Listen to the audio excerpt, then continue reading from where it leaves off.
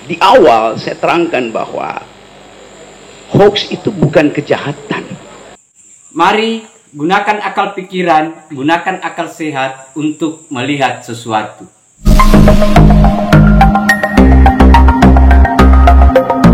Assalamualaikum warahmatullahi wabarakatuh. Salam sejahtera untuk kita semua. Salam demokrasi dan salam pluralisme.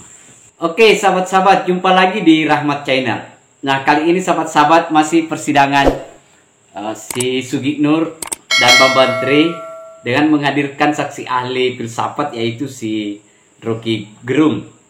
Nah, ini semakin panas sahabat-sahabat karena ada pernyataan dari si saksi ahli bahwa hoax itu bukan sesuatu kejahatan. Jadi hoax itu bukan sesuatu kejahatan. Nah, mungkin kalau kita mendengar sepintas dan tidak mencermati lebih dalam lagi, itu akan menjadi sebuah pembenaran di publik, sehingga diperlukan memang untuk lebih mencermati lagi seperti apa substansi daripada yang disebut sebagai hoax yang disampaikan secara ilmu filsafat itu tadi ya. Karena beda ya antara filsafat, melihatnya juga seperti apa, hukum juga seperti apa, agama juga, bahasa juga. Nah, tetapi ini dari sisi filsafatnya, sahabat-sahabat. Nanti sebentar kita coba lihat kembali seperti apa itu hoax itu. Tetapi untuk lebih lengkapnya seperti apa pernyataan si saksi ahli ini yaitu Rocky Gerung, terlebih dahulu mari kita lihat videonya, sahabat-sahabat. Oke, terima kasih. Pendapat tadi kan pendapat dari sisi pertanyaan penasihat hukum, sekarang pendapat dari sisi fakta yang disampaikan oleh jaksa, bagaimana menurut ahli mengenai kedunguan dan kebodohan tadi. Oke, terima kasih Pak Hakim. Di awal saya terangkan bahwa hoax itu bukan kejahatan, karena dia punya fungsi untuk memancing opini publik, terutama di negara-negara yang tersumbat kanal-kanal informasi. Kita bikin hoax saja. Lain kalau negara ini terbuka, nggak ada orang yang bikin hoax. Jadi dibalik, kenapa hoax muncul? Karena informasinya tertutup, itu soalnya. Yang ada di undang-undang itu urusan saudara itu. Jadi satu poin. Yang kedua, kasus ini dari awal kasus politik, bukan, karena yang dipersoalkan adalah tokoh politik namanya Joko Widodo yang adalah presiden. Kalau Joko Widodo yang saya temuin tadi di sekolah 26 yang nggak ada soal, ngapain? Justru karena tadi prinsip noblesse oblige, maka seluruh mata itu mesti diarahkan dengan kecurigaan penuh pada Jokowi. Itu dasarnya. Standar berpikirnya begitu. Anda tidak hadapi seorang warga negara terhadap warga negara yang lain, enggak, terhadap kedudukan noblesse oblige dari presiden. Artinya kita ingin presiden itu can do no wrong, nggak boleh salah presiden itu, nggak boleh ada cacat dia tuh. Karena itu kita bersihkan, termasuk kecurigaan. Kenapa saya juga mencurigai, kenapa seseorang yang lulus dari universitas tidak bisa berpikir abstrak, coba, tidak bisa berpikir konseptual? Maka saya curigai. Baik, jawab pertanyaan saya tadi. Ketika saya menjelaskan tadi kasus itu tadi, jawaban saudara gimana? Ya. Karena memang filsafat. Logika apa tidak? Ya, memang kalau filsafat begini memang, Jadi karena ini ahli filsafat, jawabannya ya filsafat. Ya, silakan. Tolong penonton diam. Setelah penonton, tolong ya tertib ya, penonton tertib ya. Saya ingatkan penonton tertib ya. Ini sidang, tolong ya. Silakan dilanjutkan Pak Jaksa, silakan. Ya. Oke, sahabat-sahabat, kita sudah lihat videonya ya. Bagaimana serunya penyampaian dari saksi ahli Rocky Gerung sekaitan dengan hoax itu tadi. Nah, ada beberapa catatan sahabat-sahabat di video kali ini. Ada 3 kalau saya lihat video itu tadi. Nah, menurut saya ya ada 3. Yang pertama adalah soal hoax itu sendiri. Kemudian yang kedua adalah soal kejahatan, dan yang ketiga adalah buntunya atau terjadi sumbatan informasi.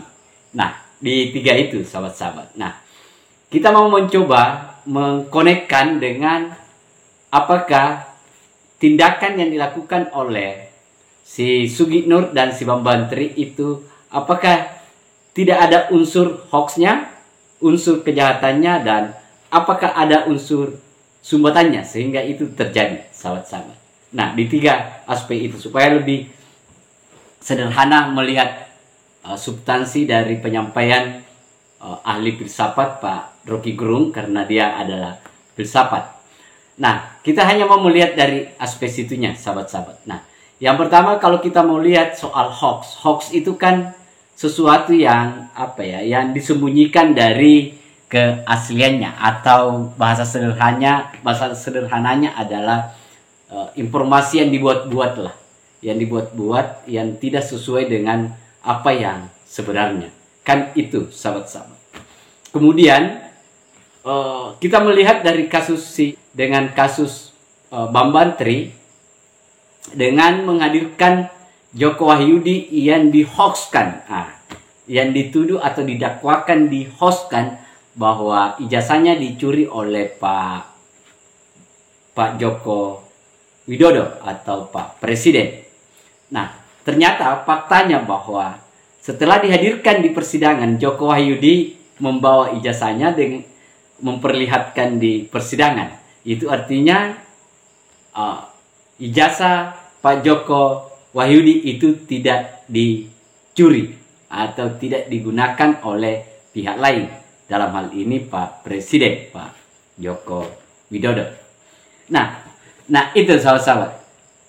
Apakah dengan 2 kompilasi itu, menuduh di media sosial atau menyampaikan di media sosial dan tidak sesuai dengan fakta yang sebenarnya, apakah itu bukan hoax? Nah, itu sahabat-sahabat, karena hoax itu adalah sesuatu yang di luar daripada yang sebenarnya, kan itu. Nah, itu yang dimaksud hoax. Nah, bagaimana dengan pernyataan Pak Rocky Gerung? Pak Rocky Gerung itu sebenarnya kalau kita lihat itu benar, tetapi kebenarannya itu apabila ada apabilanya terjadi tertutup. Kalau dia tertutup, berarti sumbatannya memang itu baru.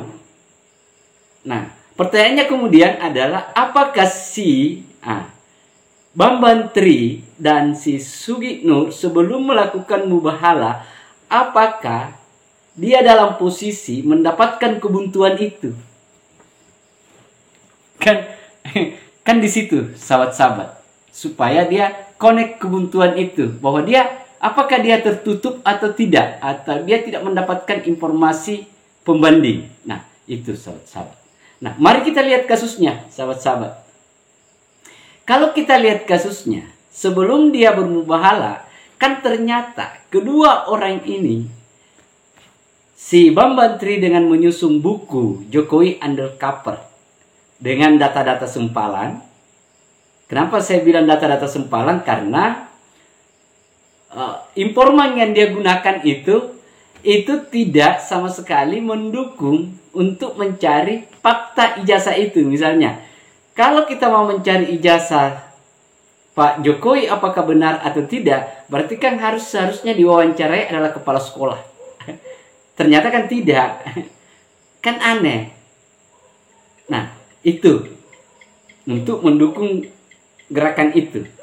Nah, kemudian gurunya, kemudian teman sebangkunya atau sekelasnya, kawan-kawannya. Nah, itu yang harusnya diawali atau dikonfirmasi, itu seharusnya harus ada dulu itu. Baru melakukan publikasi. Sama dengan si Sugi Nur. Dia berani mau melakukan mubahalah tanpa dia punya data awal keyakinan itu. Orang yang dimubahalah tidak yakin juga dengan datanya, si bermubahalah juga tidak yakin dengan datanya. Itulah yang disebut hoax. Dan itu masuk kategori sumbatan itu. Jadi apa yang disampaikan oleh Pak Rocky Gerung dengan sumbatan itu, ya cocok. Nah, kita coba masukkan dengan kasus itu, connect. Ketemu. Karena dia tidak pernah lakukan itu. Itu yang disebut sebagai sumbatan, sahabat-sahabat ya. Nah, itu sahabat-sahabat. Kemudian dengan kejahatan. Kejahatan itu kan sebenarnya kalau kita lihat ya di mana-mana lah ya. Kita sudah tahu semua bahwa tindakan yang melanggar aturan lah. Orang jahat itu kan melanggar hukum. Orang jahat itu kan kalau misalnya dia melanggar hukum. Nah, barulah di situ akan masuk yang disebut sebagai undang-undang.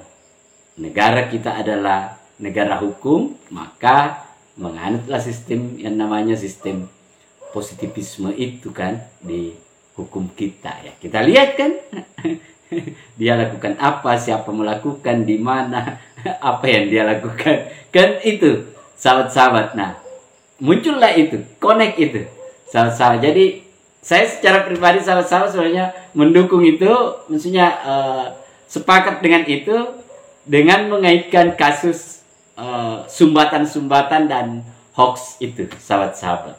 Sehingga connect lah, nyambullah itu bahwa memang yang dia lakukan itu konteksnya adalah hoax. Hoax terjadi karena itu tadi. Mari kita lihat apakah terjadi sumbatan atau kebuntuan komunikasi maksud saya. Nah, saya kira itu sahabat-sahabat, terima kasih banyak. Salam demokrasi, salam pluralisme, NKRI harga mati.